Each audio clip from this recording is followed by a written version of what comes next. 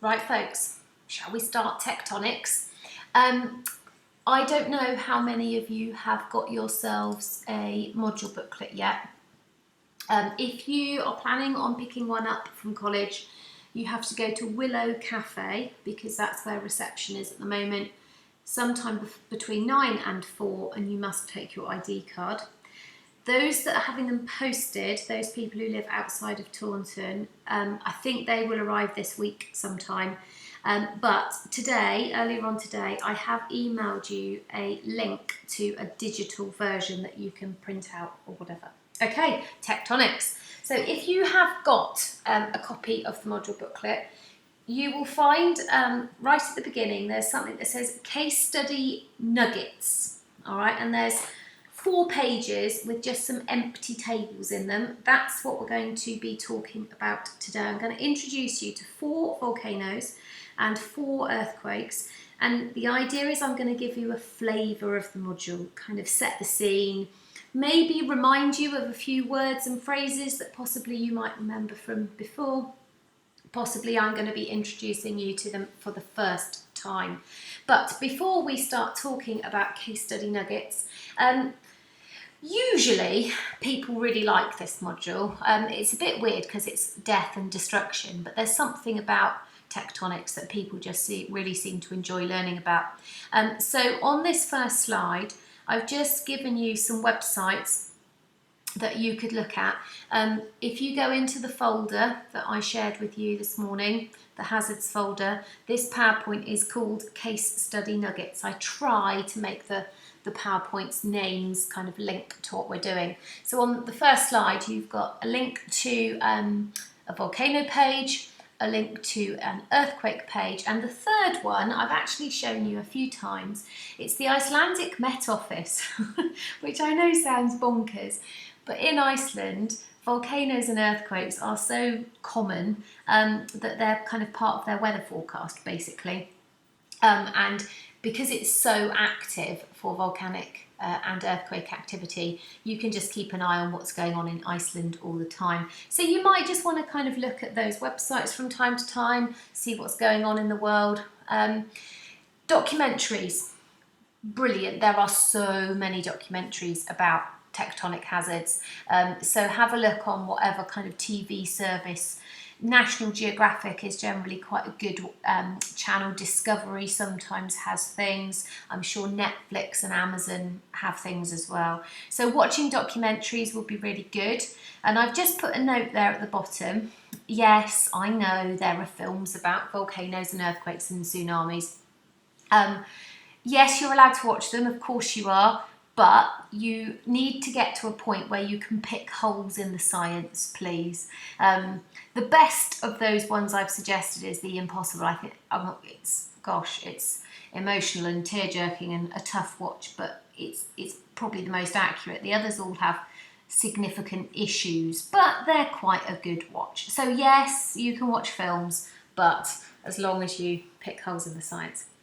Okay, so on pages 1 and 2, if you've got a if you've picked one up or got one in the post, if you've printed out the digital copy, you're not going to have page numbers, but just find 2 pages where you've got Pinatubo, Chitem, Nevado del Ruiz and Lake Nyos, and you're in the right place. I've changed the order slightly, not just to be annoying, sorry, but because I think it makes more sense this way. So, let me introduce you to this volcano, Nevado del Ruiz. Now, we're in Colombia, so we're in South America. This is not one of your big case studies because it happened too long ago, but it's a volcanic eruption you really should just know a little bit about. Because notice that I've put Armero was, and I've put it in bold and italics. This volcanic eruption essentially is the worst volcanic disaster in living history. It killed over 23,000 people.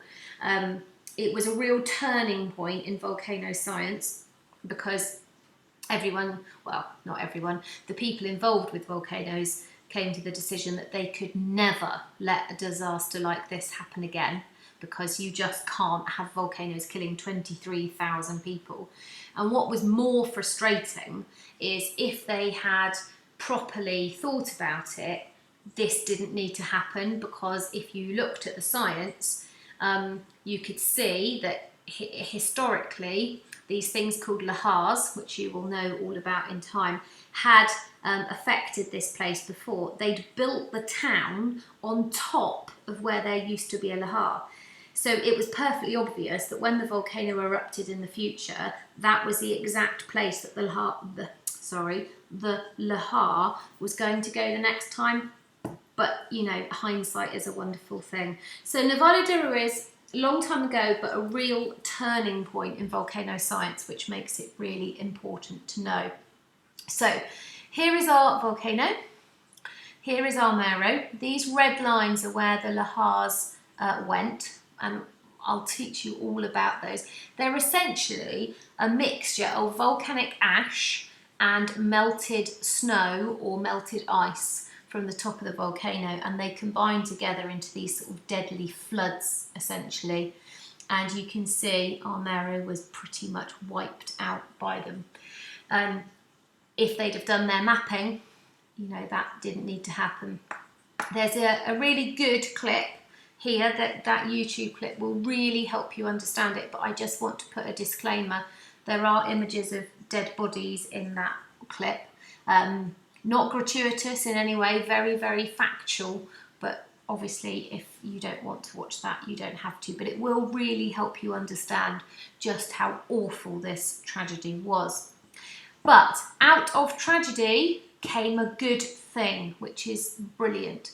So the USGS, the United States Geological Survey, really, really brilliant organisation, and what was set up in response to Nevado de Ruiz was VDAP, the Volcano Disaster Assistance Program.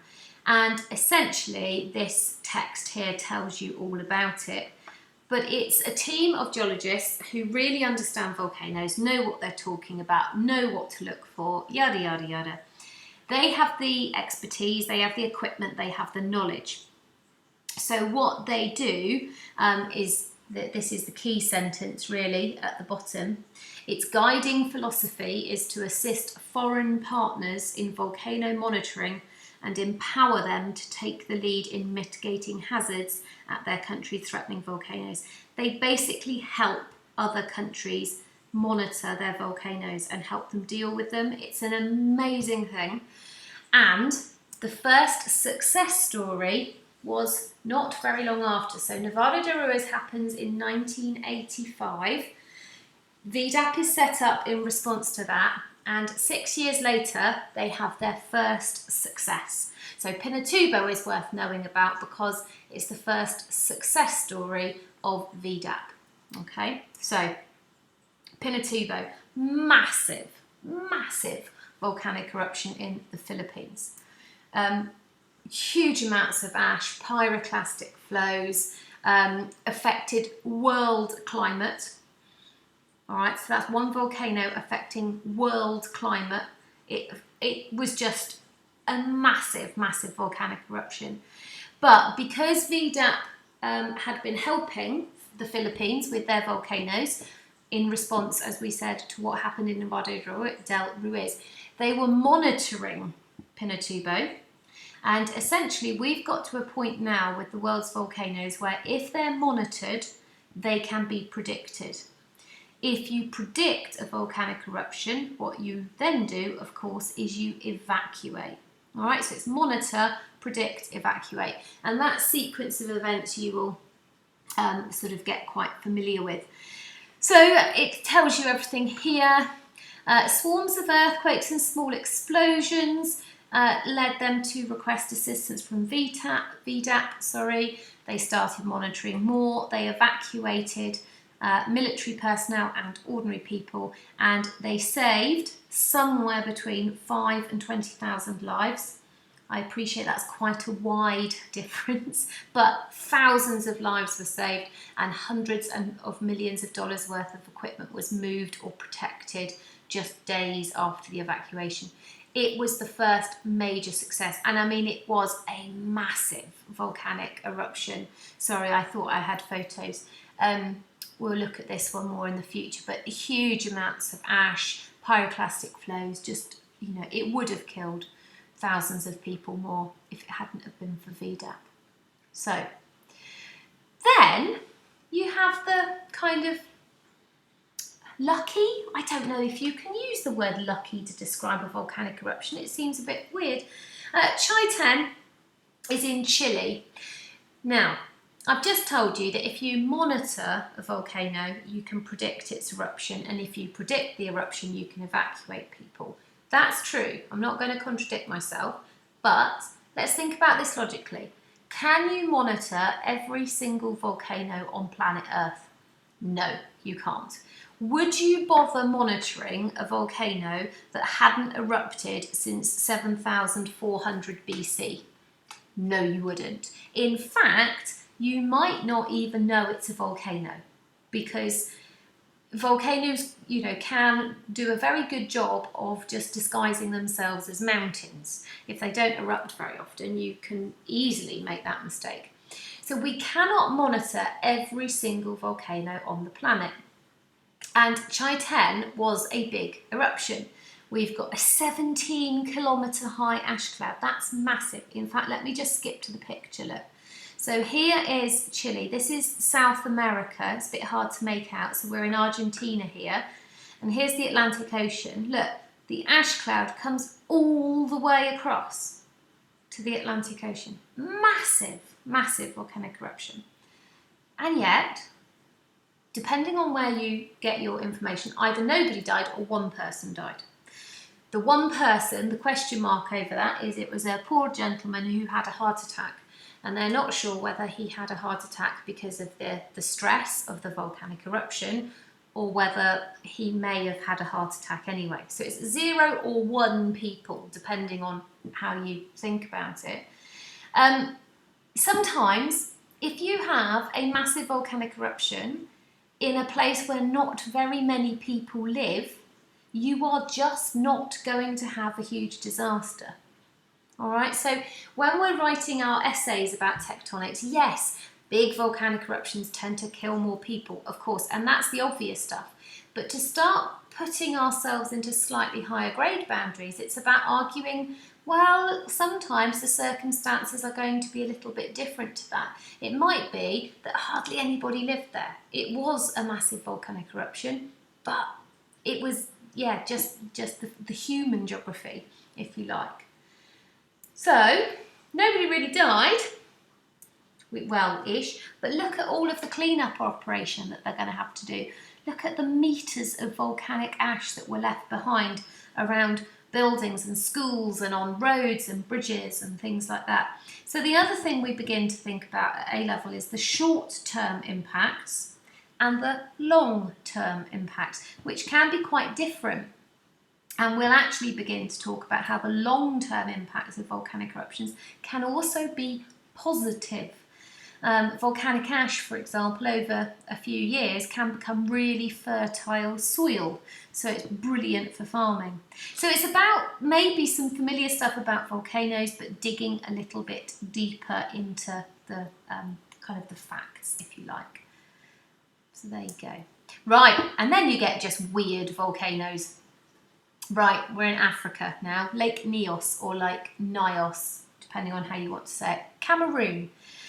Now, Cameroon is quite isolated, quite rural, and nobody really knew about this volcanic eruption to begin with. And then nomadic people came across images like this of just herds of cows dead, with no blood and no sign of any struggle, just dead herds of cows. And then they went into the villages and they found dead people, just dead in their beds, dead in their houses. No signs of blood, no signs of a struggle.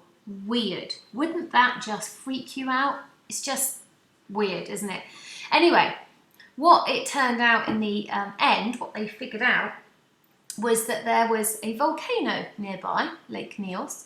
Lots of volcanoes have lakes in the crater. So if you can imagine, that used to be your kind of stereotypical mountain sort of shape. And what has happened is that previous eruptions have blasted the top of the volcano off. So you're left with this crater. And over time, that crater is going to fill up with rainwater. Okay, so Lake Nyos. But what they think happened is that all of the volcanic gases had been building up and building up and building up until one day they had built up to such an extent that there was this massive flow of carbon dioxide down the side of the volcano. So they estimate it was 50 metres thick, i.e. you are not going to sort of escape it, if you know what I mean. And so this huge cloud of CO2 flows down the hillside because it's heavier than the air, so it clings to kind of ground level and just suffocates everything in its path, which is why you got images like that. Just everything is suffocated by this massive cloud of CO2. And that was the kind of evidence that they had. So this is before, this is after. And they realised that something had clearly disturbed the lake sediment. This is not a river, remember, that you would kind of expect to be full of sediment and muddy. This is a lake in a volcanic crater. This is not going to be flowing around. Something disturbed the sediment on the bottom, and that led them eventually to figure out what had happened. But the other thing that Lake Nyos or Lake Nyos teaches us is that very occasionally, and it's not very common at all, very occasionally we can manage our volcanoes. So this is a degassing column, ladies and gents. So they've put these in so that the volcanic gases are constantly released. They could never ever build up to such a magnitude that is going to repeat itself. So this is a day where lots of volcanic gases are being released. This is a day where not many volcanic gases are being released. But by allowing that to happen on a day-by-day basis, you are going to avert disaster in the future. Not very sort of frequent, but sometimes possible. Okay, and that's where we're going to pause because we're going to do earthquakes in a separate video. Okay.